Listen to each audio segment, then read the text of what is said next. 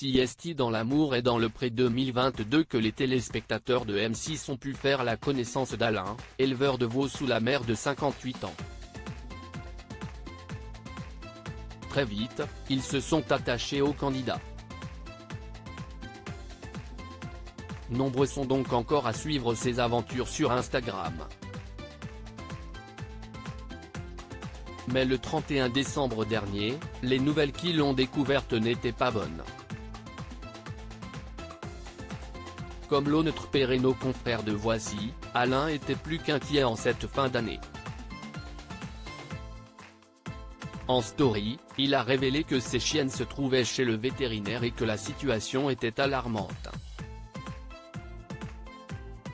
Je voulais vous donner des nouvelles, les chiennes ont été empoisonnées, je ne sais pas comment, je ne sais pas pourquoi, confia-t-il sur le réseau social de partage de photos et de vidéos. En attendant d'en savoir peut-être un peu plus, l'ancien petit ami du prétendant Alain se concentre sur la santé de ses fidèles compagnons à quatre pattes. Il a expliqué qu'on leur avait donné de la vitamine K1. Si elle est administrée rapidement, elle permet d'offrir un très bon pronostic vital. Depuis le 31 décembre dernier, Alain n'a toutefois pas donné de nouvelles de ses chiennes.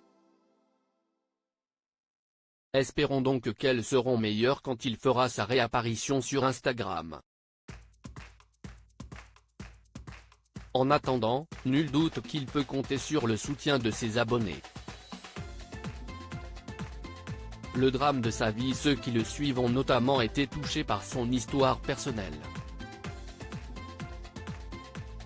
Par le passé, Alain était marié à une certaine Yolène.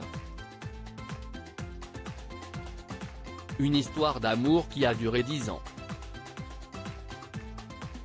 Lors de leur divorce, ils ont convenu que l'agriculteur est la garde exclusive de leurs enfants Anaël, 26 ans, et Diane, 27 ans.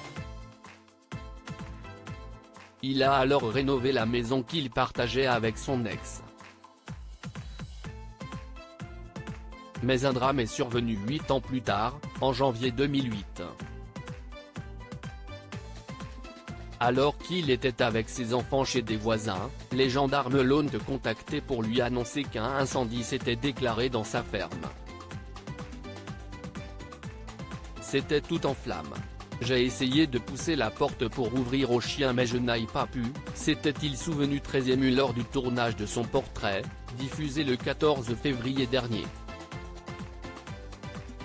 Il a tout de même pu sortir les autres animaux.